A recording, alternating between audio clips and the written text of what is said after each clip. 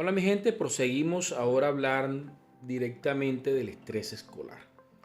Y si bien es cierto, desde la literatura clínica no se aborda el concepto directo de estrés escolar, se hereda precisamente las definiciones propias de lo que es el estrés, como una reacción natural de nuestro sistema nervioso y de nuestro cuerpo frente a situaciones desafiantes o frente a situaciones adversas que experimentamos. Y como bien lo indicamos en el video anterior, hay unas fases del estrés que son completamente naturales y que responden a la manera natural en la que nuestro cuerpo se enfrenta a las adversidades o como mecanismos de defensa frente a ellas. Sin embargo, si no logramos gestionar nuestras emociones o gestionar nuestros recursos psicológicos y físicos, terminamos lastimosamente entrando en un estrés prolongado que, como lo indicamos anteriormente, nos somete a un conjunto de fases que podría llevarnos a un agotamiento laboral o a un estrés laboral. Cuando extrapolamos al ámbito escolar la definición de estrés, podríamos considerar como la manera en cómo los sistemas nerviosos, las capacidades de reacción del sujeto en el aula de clase enfrentan las adversidades propias del entorno escolar. No obstante, muchas veces como maestros, al no saber gestionar y administrar las demandas del ambiente y los recursos que tenemos para los procesos de enseñanza-aprendizaje, podríamos tener contextos completamente sofocantes en el ámbito de las emociones. Y si comprendemos la bidireccionalidad que existe entre el estrés del maestro y el estrés del estudiante, podríamos considerar que al sofocar al estudiante de manera indirecta estamos también sofocándonos emocionalmente a nosotros mismos. Vamos a hacer una reflexión de los aportes de Maturana y Vargas en el año 2015, quienes abordaron de manera directa en un estudio el tema del estrés laboral, del estrés escolar. Entonces se considera como estrés escolar toda esa manera en cómo el sujeto reacciona de manera asertiva o de manera no asertiva frente a los estímulos desafiantes de la escuela. Así que el punto de partida de todo este tema del estrés escolar es las situaciones que rodean al sujeto dentro del aula de clase y aún fuera del aula, pero inmerso en las actividades institucionales. De tal manera que cada uno de estos estímulos que muchas veces se construyen en el aula de clase representan unos acontecimientos externos amenazantes. Ahora, tener contextos socioemocionales asertivos no implica la anulación completa de los estímulos que deban representar o que deban mostrarse como desafiantes o amenazantes para los estudiantes.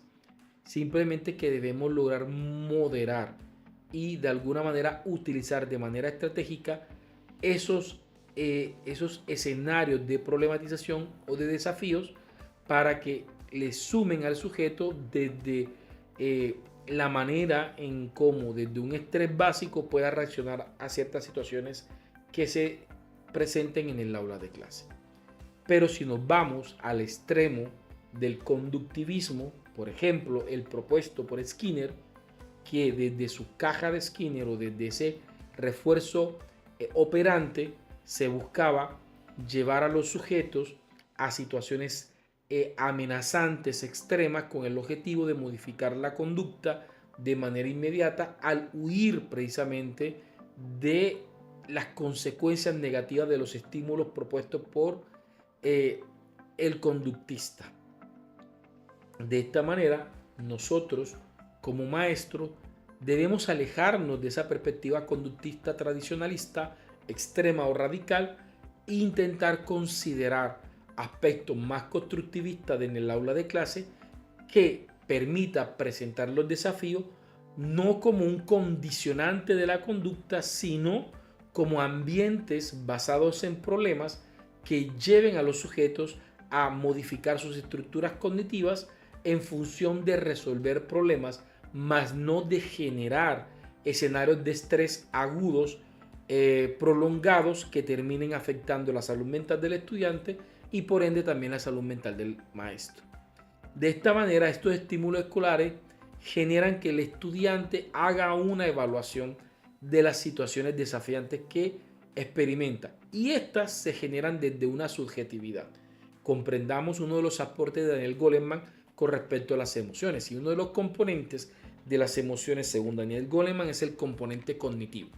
Ese componente cognitivo se mueve en el ámbito de la subjetividad del sujeto. Cómo el sujeto interpreta los eventos desafiantes, amenazantes que le rodean. Recordemos cuando hablábamos de la empatía y decíamos que empatía no es solamente intentar entender o aceptar lo que el otro siente, sino intentar comprender por qué siente lo que siente desde las cosmovisiones del sujeto. Y esto implica reconocer también esas subjetividades, cómo el sujeto evalúa las situaciones que experimenta dentro del aula de clase. Y esta reacción es subjetiva en atención a los componentes emocionales de las teorías de Daniel Goleman, presentan un componente fisiológico, cognitivo, conductual y emocional. Ahora, existen, según Maturana y Vargas, un conjunto de mediadores o moduladores internos y externos que podrían favorecer o empeorar estos eventos de estrés escolar, ¿sí? Que permiten, como muy bien lo dijimos, aumentar o atenuar el estrés en los estudiantes. Entonces, uno de los mediadores que afectaría o que aumentaría el estrés en los estudiantes es la incapacidad de resolver los problemas. Es decir, que vendría existiendo una desadaptabilidad del sujeto frente a los eventos desafiantes que experimenta. No obstante, si nosotros logramos ser formados y formar a los otros desde las capacidades de autorregulación, desde la capacidad de enfrentar y resolver las situaciones de estrés desde una perspectiva adaptativa, pues vamos a tener que los sujetos en el marco de situaciones de estrés logran atenuar y de alguna manera resolver sus situaciones de estrés para que sean estrés únicos y no estrés prolongados. Hablemos un poco de las manifestaciones entonces del estrés. Para Maturana y Vargas existe un conjunto de síntomas físicos, psicológicos y conductuales. Entre los síntomas físicos del estrés escolar podemos encontrar la taquicardia, el aumento de la presión arterial en el sujeto, el aumento de la actividad respiratoria, hipersudoración, dilatación pupilar, temblores, estados de excitación general, insomnio, resequedad en la boca y hasta dolores de cabeza. Tenemos que comprender que la ansiedad se diferencia del estrés toda vez que la ansiedad es un efecto del estrés. De alguna manera es el estrés como ese estado macro que podría llevarnos precisamente a otro tipo de síntomas puntuales como la ansiedad, la depresión u otros. Entre los síntomas psicológicos asociados al estrés en el ámbito escolar está la inquietud, el desasosiego de los sujetos frente a todo lo que viene, la irritabilidad y cómo esta irritabilidad puede generar conflictos dentro del aula de clase. El miedo. Es común ver a muchos profesores que todavía consideran que la pedagogía del miedo es una pedagogía eficiente, de tal manera que el terror es para algunos profesores el recurso con el que intentan modificar la conducta de los sujetos. No obstante, no logran dimensionar el impacto negativo que tiene la pedagogía del miedo, no solamente en el sujeto, sino también en el ambiente escolar. Consideremos que el miedo aumenta los niveles de cortisol y es el nivel de cortisol desproporcionado en el cuerpo quien comienza a afectar algunas funciones cognitivas como la atención, la percepción y la memoria.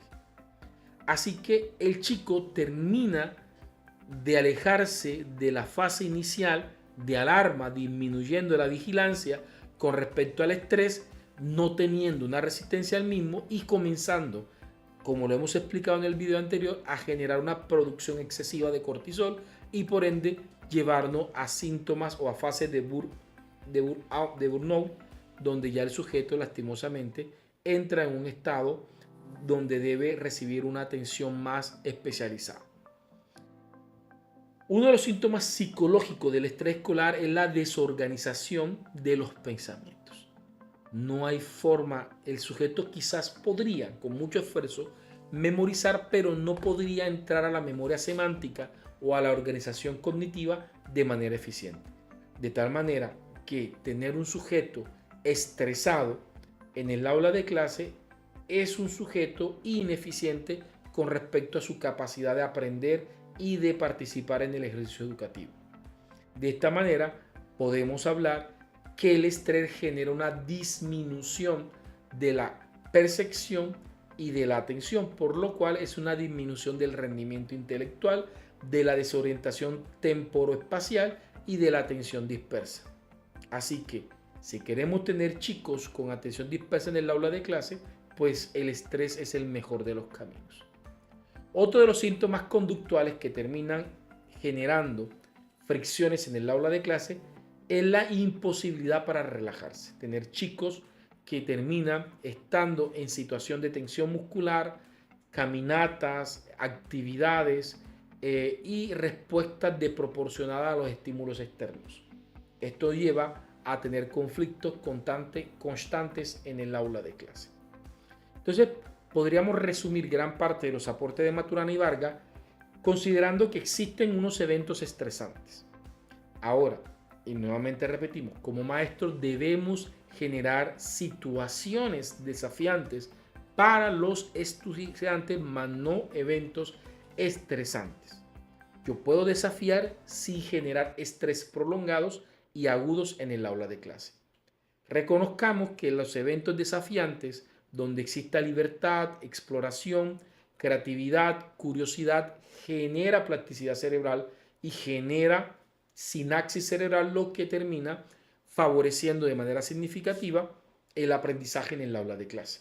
No obstante, cuando nosotros en el aula de clase cambiamos los eventos desafiantes por eventos estresantes prolongados o intensos, terminamos generando estrés escolar, que por el contrario termina generando patologías psicológicas como estados depresivos, ansiedad, angustia, burnout, violencia, consumo de drogas, y en esto estaríamos hablando sobre las estrategias de afrontamiento negativas o las estrategias de afrontamiento en pasividades o actividades incorrectas, como propone Efrén Martínez en su libro Modo de Ser en Auténtico, donde se platica precisamente que el sujeto podría llegar al consumo de drogas, de pornografía, de glotonería, porque muchas veces la ansiedad producto del estrés lo que genera es una sensación o una insatisfacción a la hora de comer y puede llevar a las personas hasta la obesidad misma. Y una de las consecuencias de manera indirecta del estrés escolar puede ser también la deserción del escolar. Entonces vamos a hablar ahora del impacto del estrés en la enseñanza.